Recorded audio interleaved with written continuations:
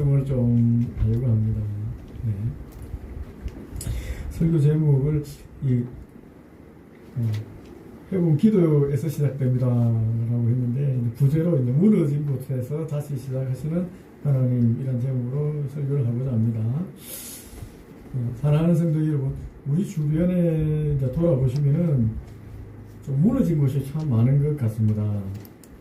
이 가정이 무너지고, 사람과의 관계가 또 무너지고, 꿈이 산산조각 나는 모습들을 우리가 보게 됩니다. 특히 우리가 살고 있는 이 지역에도 상처받고 아파하는 이웃들이 얼마나 많은지 모릅니다. 우리 교회가 서 있는 이 구포일동 지역에도 그런 사람들이 참 많습니다. 10월 말에 우리 교회가 함께 나갈 이 지역 전도를 우리가 하려고 계획하고 있는데, 이 느헤미야서를 통해서 하나님께서 어떻게 이 무너진 곳에서 새 역사를 시작하는지 한번 살펴보면 좋겠습니다. 그리고 우리도 느헤미야처럼 이 땅, 이 지역의 무너진 것을 바라보면서 또 눈물도 흘리는 그런 은혜가 있기를 소망합니다. 이 페르시아 제국의 수도입니다. 그 당시 이제 BC 445년 정도입니다. 예수님 오기 전에 445년 정도 전입니다. 페르시아의 그 당시 고대 근동의 패권자는 페르시아 제국인데 수도가 수선성입니다. 그것의 왕의 술관원으로 느헤미야라는 사람이 살고 있었습니다. 근데 이 느헤미야가 어느 날 고향에서 소식을 들은 것입니다. 자기 형제 중에 하나냐라는 사람이 1600km 떨어져 있는 예루살렘까지 여행 갔다 온 거예요. 그리고 고향에 대한 소식을 전했는데, 그 말을 듣고 느헤미야가 충격에 빠졌습니다. 3절입니다. 사로잡힘을 면하고 남아있는 자들이 그 지방 거기에서 큰 환란을 당하고 능력을 받으며 예루살렘 성은 허물어지고 성문들은 불탔다라고 얘기한 것입니다. 이 소식이 얼마나 느헤미야에게 절망적이었던 것을 좀 이해할 필요가 있습니다. 예루살렘 성은 BC 586년에 바벨론 제국에 의해서 멸망당했습니다. 그리고 70년 후에 이제 페르시아의 키루스 황제가 일어나서 바벨론 제국을 무너뜨리고 이제 페르시아 제국을 세웠습니다. 그때 포로로 잡혀온 모든 이방 민족들, 포로민들을 자기 식민지, 자기 고국으로 돌려보냈습니다. 그때 이 BC 539년경에 이 스룹바벨 총독이 이끄는 1차 귀환자들이 다 예루살렘 귀환했어요. 그리고 열심히 기도하고 제일 먼저 한 것이 성전을 세우는 일이었습니다. 한 20년 열심히 노력해서 BC 516년경에 예루살렘의 제2성전 스룹바벨 성전을 건축했습니다. 첫 성전은 솔로몬이 건축했잖아요. 근데 망한 다음에 다시 BC 516년에 스룹바벨 성전을 건축했어요. 그런데 성벽은 그대로 허물어져 있었습니다. 이 시리아 땅의 이방 민족들이 자꾸 성벽을 못 짓게 공격하니까 성벽은 허물어지고 예루살렘 성민들이 모여서 살 수 없는 그런 상태였어요. 그러다가 이제 BC 458년, 느헤미야가 오늘 등장한 이야기하기 14년 전에 아주 뛰어난 인물 하나가 2차로 귀환하게 됩니다. 에스라라는 사람입니다. 학자 겸 제사장 에스라가 신앙이 굉장히 좋아요. 학문도 뛰어나고 또 페르시아의 왕의 후원을 받았기 때문에 예루살렘 성에 들어가서 성벽도 건축하고 이 예루살렘 성을 다시 부흥케 할 거라는 굉장한 기대를 안고 떠났습니다. 이 1758명의 믿음 좋은 사람들과 다시 2차 귀환한 거예요. 그때 아마 느헤미야도 엄청난 물질을 후원했을 거라 생각됩니다.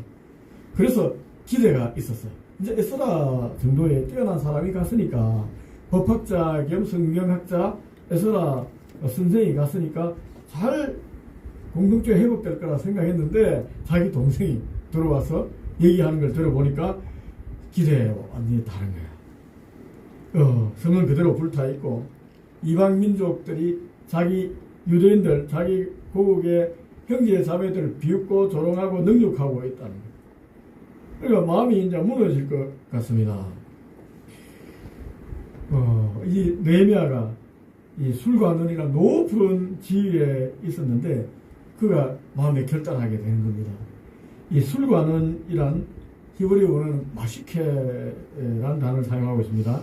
단순히 우리가 술 따라주는 가는 그런 일이 아닙니다. 술과 논이라는 것은 굉장히 높은 지위에 있는 고위 관료입니다. 왕의 생명을 책임지는 최측근이라고 생각하면 됩니다.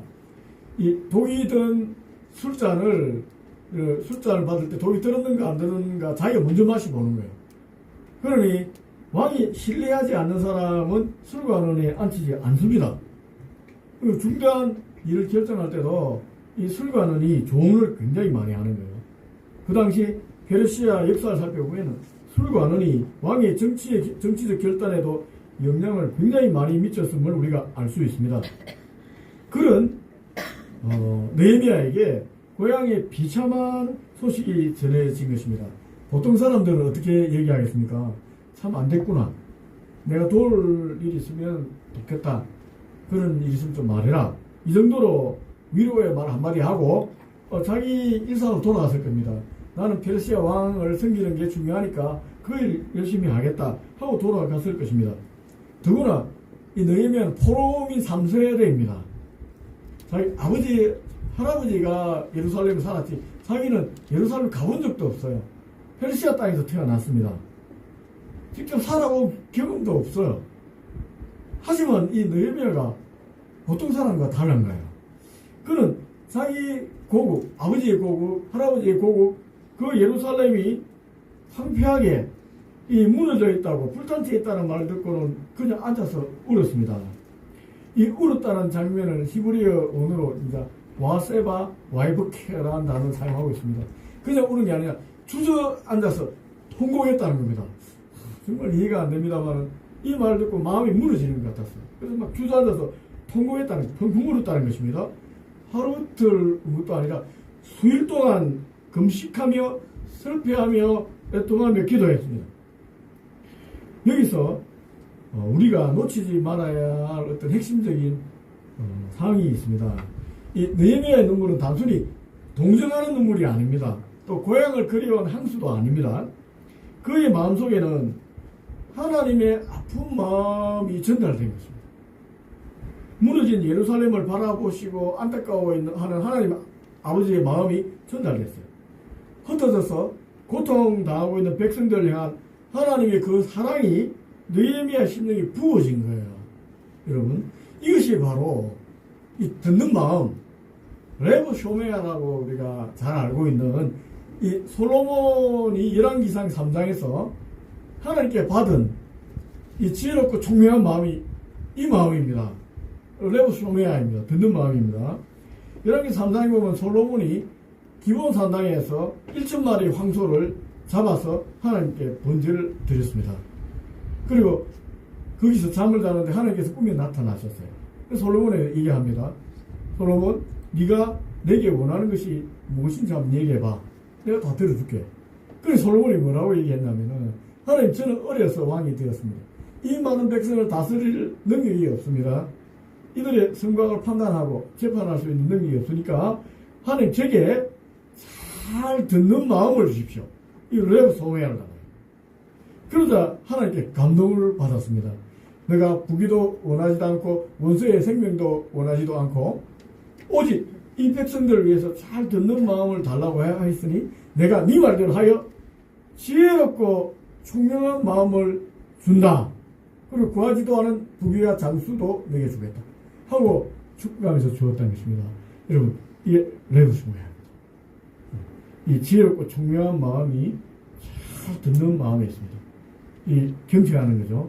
이 그냥 듣는 게 아닙니다. 여러분, 이 단순히 정보를 듣는 것, 이게 얘기하는 게 아니에요. 그 이외에는 하나님 마음까지도 듣는 것입니다. 하나님의 관점에서 상황을 바라보면서 듣는 마음이 레브스모야입니다. 이 느헤미야가 이런 마음을 가진 거예요. 여러분, 우리도 이런 듣는 마음을 가져야 돼요.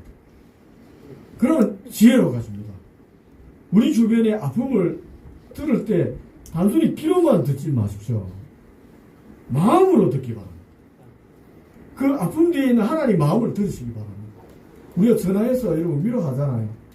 교회 잘 안 나오시는 분들 또 전화하기도 하고, 여러분들 또 어려운 사람들 전화하고 위로하잖아요. 그럼 뭐라고 얘기합니까?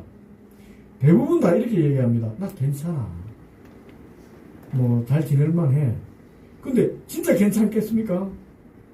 안 그럴 수도 있어요. 여러분이 잘 듣는 마음으로 들으면은 이 말하는 말의 어투나 감정 이런 것까지 다 들을 수가 있어요. 그러면 말은 내가 괜찮아, 뭐 살만해 이래 하지만 그렇지 않다는 것도 느낄 수 있습니다. 그리고 그 사람 입장에서 들어야 돼요. 그러면은 마음으로 들을 수밖에 없어요. 내가 그 사람 입장이 되어서 그 사람 형편이 되어 들어야 돼요. 그때 우리가 이 사람 형편을 진짜 알게 되고 우리가 지혜롭게 도울 수 있는 방법도 생기는 것입니다. 이 하나의 마음으로 듣기 바랍니다. 느헤미야의 눈물을 보면서 우리는 자연스럽게 예수님을 떠올리게 됩니다. 누가복음 19장에 보면 예수님께서 예루살렘을 향해서 우시는 장면이 있습니다. 누가복음 19장 41절 42절입니다. 가까이 오사 성을 보시고 우시며 이르시되 너도 오늘 평화에 관한 일을 알았더라면 좋을 뻔 하였거니와 지금 내 눈에 숨겨졌도다. 이제 예루살렘 성, 화려한 예루살렘 성을 보면서 제자들은 와와 하는데 예수님께서 우시는 거예요. 왜 우시겠습니까? 예수님 돌아가신 후 한 30년, 40년 뒤에 이 로마 제국의 티투스 장군의 공격에 의해서 예루살렘 성이 완전히 잿더미로 변하고 불타버립니다. 망하는 거예요. 그때 예루살렘 성에 있던 백성들 10만 명에서 아주 크게는 한 100만 명까지 봅니다. 그 사람들이 전부 다 죽습니다. 아주 잔인하게 죽습니다.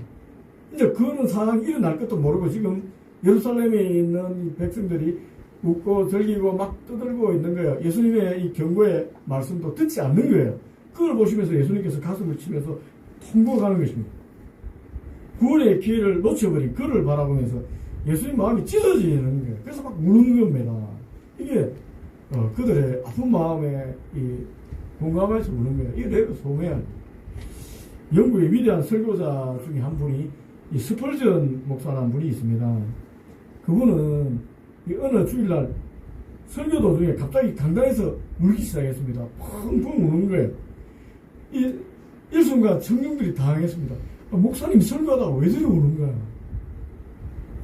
한참 울다가 설번진 목사님이 눈물을 흘리면서 이렇게 고백했습니다. 사랑하는 성도 여러분, 지금 여러분 중에 한 영혼이 지옥불에 던져서 고통받고 있다는 걸 제가 느꼈습니다. 그래서 어찌 눈물을 흘리지 않을 수가 없었습니다. 그 영혼이 겪을 영혼의 고통을 생각하니까 제 마음이 찢어집니다 하고 또 계속 우는 거예요.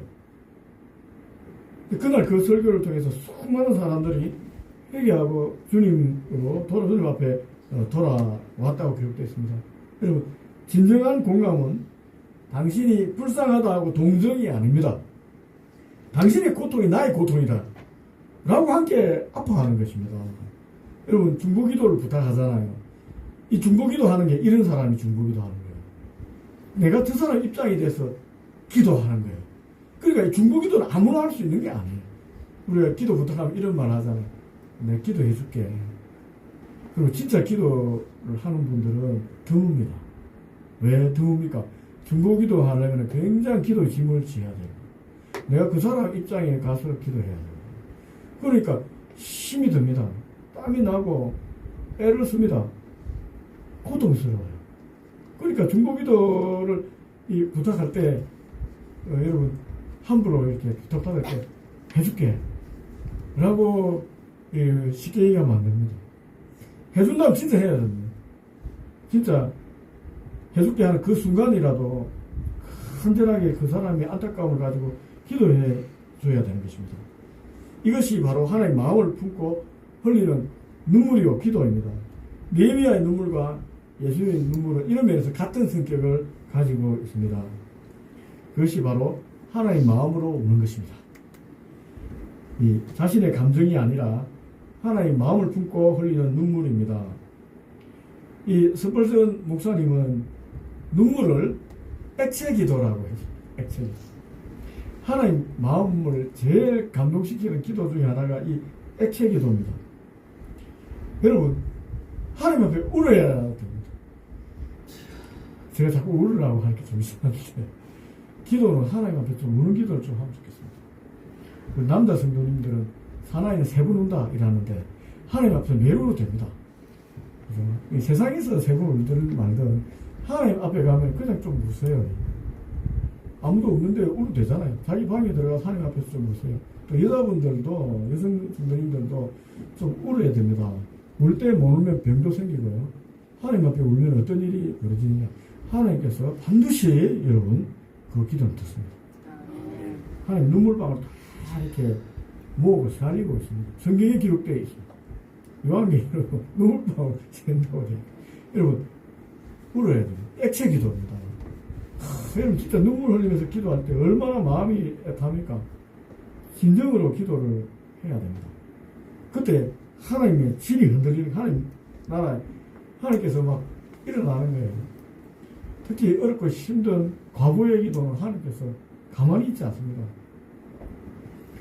힘든 여러분들 하나님께 기도하기 바랍니다. 여러분 회복의 시작점 기도입니다. 느헤미야는 지금 울며 금식하며 기도하는 거예요. 그의 기도를 통해서 여러분 우리 어떤 놀라운 것을 발견하게 됩니다.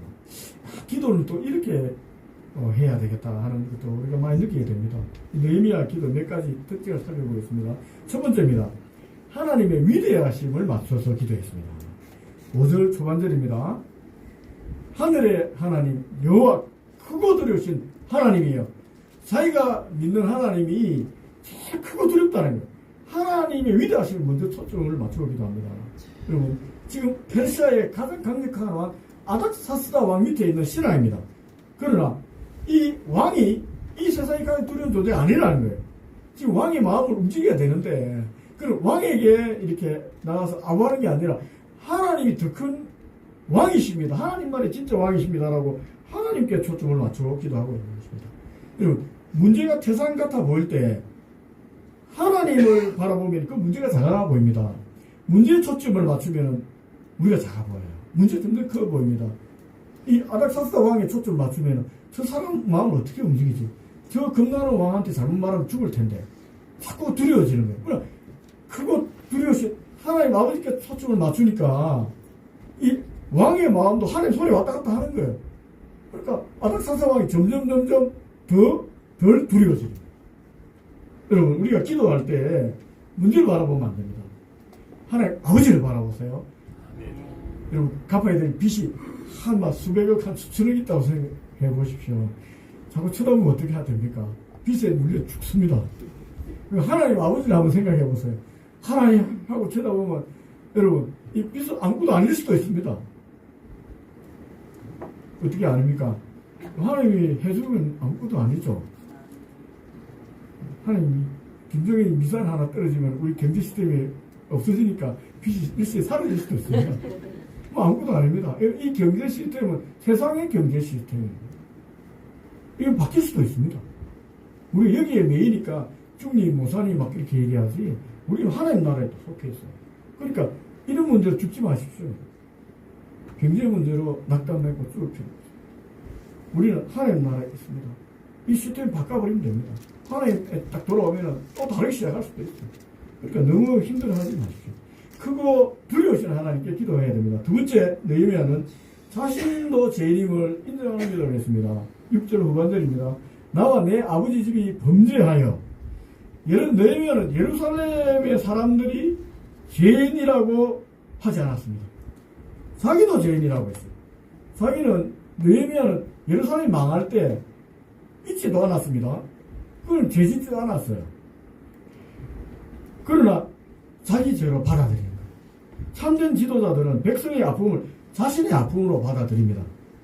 예수님이 우리 죄를 대신해서 십자가에서 돌아가신 것처럼 느헤미야는 민족의 아픔과 민족의 죄를 자기가 떠안는 거예요.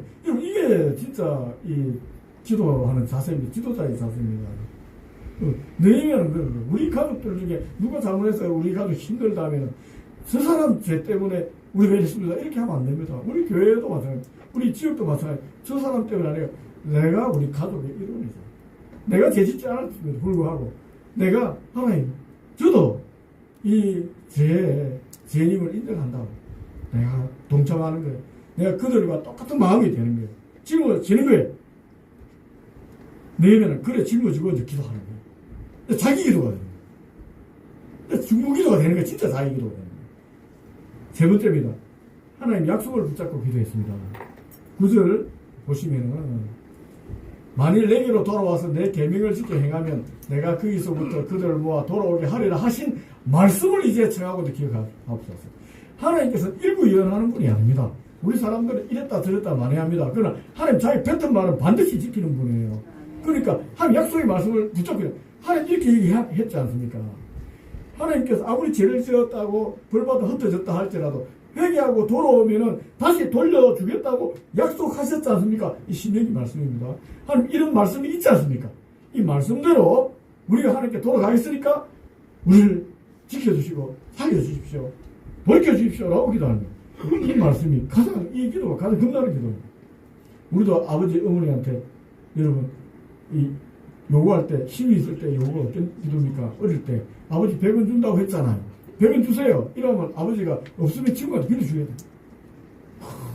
건강한 겁니다.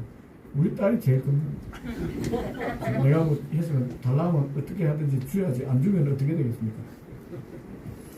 그래서 딸한테 뭐 약속이면 안 주면 양심이 찔려서 못하겠다고 사모님 어떻게 빚내서라도 줘야 될 판입니다. 이게 이런 마찬가지입니다.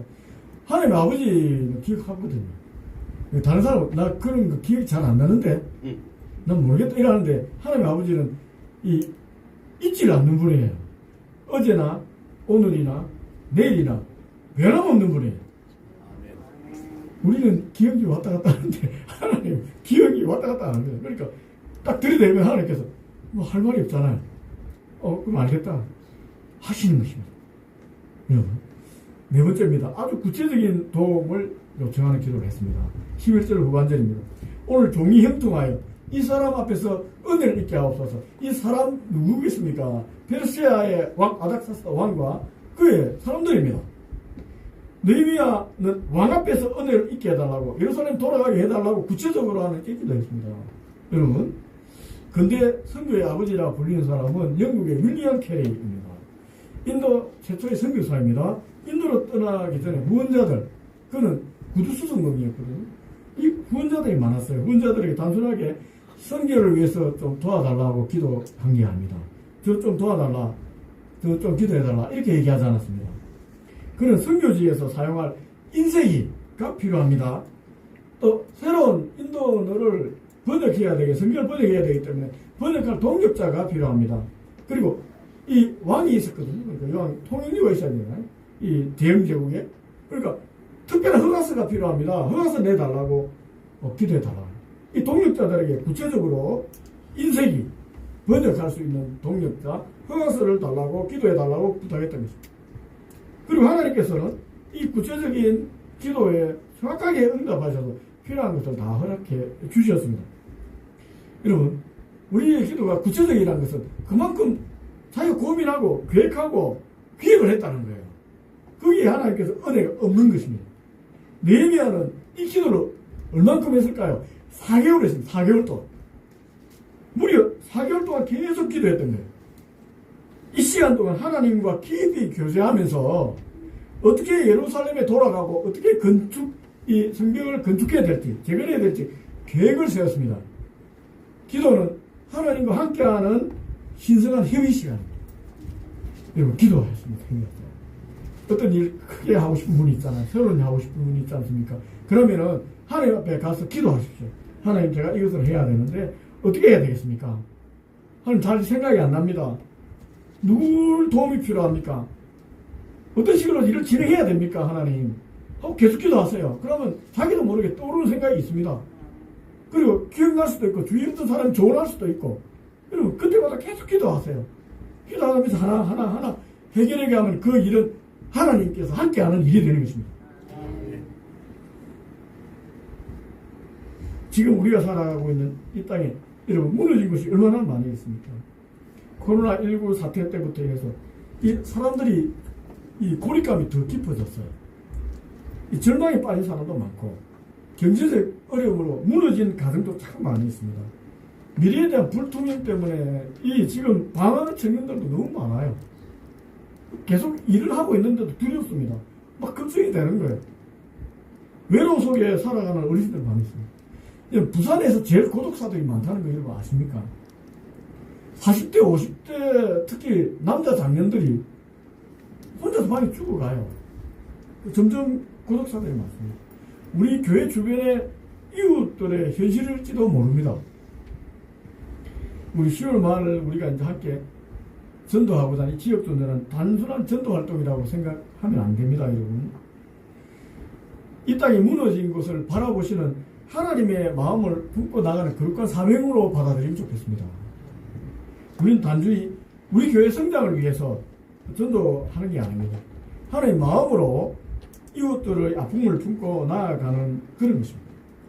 느헤미야는 페르시아의 제국의 최고의 고위 관료였지만은 자기의 모든 안락함을 다 포기하고 아무것도 없는 무너진 성, 황폐한 성 예루살렘으로 나아갔습니다. 이것이 참된 지도자의 모습입니다. 예수 그리스도인들이 가야 할 그런 모습입니다. 우리가 진정한 안전의 자리는 편안한 내가 먹고 사는, 잘 먹고 사는 그 자리가 아닙니다. 하나님의 사명의 자리에 있을 때 편안한 거예요. 느헤미야가 예루살렘 성 벽을 보고 울었듯이 우리도 이 지역에 상처받은 영혼들을 바라보면 좀 울면 좋겠습니다. 여러분. 그것이 회복이 시작되는 지점입니다. 그럼 한번 물어보겠습니다. 여러분. 우리가 지금 10월 26일 전교인 전도한다면 우리가 뭔가 전도지를 들고 나가지 않습니까? 여러 번 나갔습니다. 여러분, 우리 지역에 어떤 분들이 살고 있을까요? 한번 고민해 봤습니까? 혹시 코로나로 인해서 사업이 어려워서 문 닫은 소상공인들이 없을까요, 여러분? 우리 지역 보면 거의 다 문 닫고 있습니다. 우리 앞쪽도 이 쭈꾸미 옆에 3세방학관 그것도 문 닫은 거예요. 점점 문을 많이 닫고 있어요. 자녀 문제로 고민하는 학부모들은 또 없을까요, 이 지역에? 건강 문제로 불안해하는 어르신들, 홀로 남겨주는 어르신들은 없을까요? 지역 걱정 때문에 잠 못 이루는 청년들은 없을까요? 유난히 배달하는 청년들이 이쪽에 많아요. 우리는 그들 단순히 전도 대상으로만 보지 말았으면 좋겠습니다. 하나님 사랑하는 영혼들, 소중한 영혼들이라고 보면은 우리가 그 영혼들을 품고자 하는 마음이 생기지 않겠습니까? 이 시대에 무너진 성벽들 여러분 한번 살펴보면 좋겠습니다. 가정의 성벽이 무너졌어요. 이혼이 굉장히 증가했습니다. 세상의 소통이 단절됐습니다. 자식들을 돌보지 않고 전부 다 국가 손에 맡겨버립니다. 무너진 가정의 성벽들을 다 일으켜야 됩니다. 관계의 성벽들을 무너졌습니다. SNS로 막 자유로울 것 같지만은 더 깊어진 고독감이 많아요. 소외감 경험이 굉장히 많이 있습니다. 우리 교회가 해야 되는 거예요. 이 경제의 성벽도 무너졌습니다. 양극화가 너무 심해졌습니다. 여러분, 소득격차가 얼마나 많이 벌어진지 모릅니다. 뉴스 보는 때마다 한 번씩 화가 날 때도 있습니다. 하이닉스 뭐 해서 유명한 데서 성과급을 얼마 달라고 하는데 여러분 그 성과급 그 받는 거 생각해도 우리가 1년 일해도 그리 못 벌잖아요. 근데 정말 어려운 사람들 많아요. 근데 청년들 취업난 우리 청년들을 볼 때마다 가슴이 답답해질 때도 한두 번이 아닙니다. 또 노후가 또 불안하잖아요. 우리 어르신들 힘들어합니다. 이 경제적인 또 이 장벽이 탁 무너졌습니다. 정신적인 성격도 얼마나 많이 무너진지 모르는데 이 땅에 지금 우울증이 얼마나 많아진지 몰라요. 자살률도 굉장합니다. 이 희망을 상실해서 그냥 막 사는 사람이 얼마나 많은지 몰라요. 그래서 잔인한 일들을 막 벌어지는 거예요. 영적인 성격이 무너졌습니다. 세속화의 물결이 막 들어오는. 세속화가 뭐냐면 하나님 없는 사회가 세속화 사회입니다. 하나님 없는 사회가 되면 어떻게 됩니까? 하지 못할 일이 없는 거예요, 여러분. 제일 쉽게 무너지는 동성이 아닌 겁니다. 하나님 없는데 두려움이 없어지는 거예요. 윤리 도덕이 없습니다. 물질주의가 막 들어오는 거예요. 절대 가치가 부재하기 때문에 잔인한 사회, 비생한 사회가 됩니다. 지금 세계가 우리나라도 지금 영적인 장벽도 다 무너져 있습니다. 이런 것들이 우리가 회복해야 될 성벽입니다. 느헤미야는 물리적인 돌로 만든 성벽을 건축했지만 우리는 지금 영적 성벽, 마음의 성벽, 관계의 성벽을 제거해야 되는 거예요. 어떻게 해야 되겠습니까? 느헤미야서는 우리도 기도로 준비해야 됩니다. 그리고 하나님께서 기회를 주시면 하나님 때 일어나 행동해야 됩니다. 느헤미야는 일어나 4개월 동안 기도하고 준비하고 행동했을 때 어떤 일이 벌어졌습니까? 52일 만에, 단 52일 만에 예루살렘 성벽이 재건됐습니다. 무너진 지 140년 동안 어떠한 시도도 불가능했는데 재건되지 못했는데 단 52일 만에 성경이 재건되었다니까요. 느헤미야 6장 15절 16절 이렇게 기록되어 있습니다. 성경 역사가 52일 만인 엘루롤 25일에 끝나며 우리의 모든 대적과 주위에 있는 이방 족속들 이를 듣고 다투려 크게 낙담하였으니 그들이 우리 하나님께서 이 역사를 이루신 줄 알미니라. 이 술관원이 무슨 건축 기술이 있겠습니까? 아무것도 없는 사람이에요. 건축 기술의 승리가 아닙니다. 하나님께서 이 역사에 동참했기 때문에 승리가 나타난 거예요. 그러니까 이방 민족들이 하나님을 일하신 걸 알고 두려워 떠는 일이 벌어진 것입니다. 우리 오늘 말씀을 통해서 우리가 어떻게 이 지역을 회복시키는 사역을 시작해야 될지 원리를 깨닫게 됩니다. 첫 번째 원리는 거룩한 공감에서 시작돼야 됩니다. 느헤미야처럼 우리 이웃들의 아픔을 나의 아픔으로 느끼는 마음, 하나님 마음으로 보는 영적 안목이 필요합니다. 여러분 그냥 보지 마시고 지나가면서 하나님 마음을 한번 보시기 바랍니다. 두 번째입니다. 기도로 준비해야 됩니다. 느헤미야는 4개월간 간절히 기도하면서 하나님 뜻을 분별하고 구체적인 계획을 세워 담력을 얻었습니다. 우리도 기도해야 됩니다. 그리고 기도하면 전도할 수 있습니다. 용기가 없어서 전도 못합니다. 말주변이 없어서 못합니다. 이런 기도로 출기하면 할 수 있어요. 4개월만 기도해보세요. 그러면 이러면 전도할 수 있습니다. 어떻게 말해야 될지 4개월만 준비하면 할 수 있습니다. 셋째는 헌신으로 실행해야 됩니다. 안락함 버리고 내가 그 무너진 장소에 가서 한번 해보겠다는 마음이 들 때, 결단할 때, 여러분 개인의 유익보다 공동체의 회복을 기대할 때 헌신할 수가 있습니다. 그때 역사가 일어나는 거예요. 그럼 우리 주의가 바뀌고 우리 교회가 회복이 일어나는 것입니다. 여러분 우리도 이렇게 결단하면 좋겠습니다. 이제 먼저 기도하겠습니다. 마음으로 품겠습니다. 구체적으로 준비하겠습니다. 준비하십시오. 기도로 준비하십시오. 여러분 한 사람 1년에 한 사람은 내가 한번 전도해보겠다 결단하시고 어떻게 전도해야 되겠는지 어떤 말씀을 전할지 말씀도 좀 찾아보시고 다행히도 한번 외워보시고 어떻게 도울 수 있을지 한번 고민해보시고 어떤 사랑을 베풀지 구체적으로 계획해보십시오. 여러분 아무것도 아닌데 내가 네 마음 잘 알아 하고 일주일에 한 번씩 위로의 문자 보내도 사람이 변할 수가 있어요. 정말 힘든데 여러분 밥 한 끼 사주면 그 사람이 감동받을 수도 있습니다. 하나님 사랑을 느낄 수도 있습니다. 예수님도 예루살렘을 바라보시며 우셨습니다. 구원의 기회를 놓쳐버린 백성들을 보며 마음이 찢어졌습니다. 하지만 그 눈물은 십자가의 사랑으로 이어졌고 부활의 생명으로 완성되었습니다. 우리의 눈물도 그렇게 되기를 소망합니다. 이것들의 아픔을 보면서 흘리는 눈물이 사랑의 행동으로 구체적인 섬김으로 복음의 전파로 이어지기를 기대합니다. 하나님께서 오늘도 무너진 곳에서 새 역사가 시작되기를 원하십니다. 그리고 그 일을 위해서 우리를 부르고 계십니다. 우리 모두가 이 시대의 느헤미야가 되어 무너진 곳에서 다시 시작하시는 하나님의 동참하는 복된 성도들이 되시기를 주님의 이름으로 축원드립니다. 아멘. 우리 기도하겠습니다.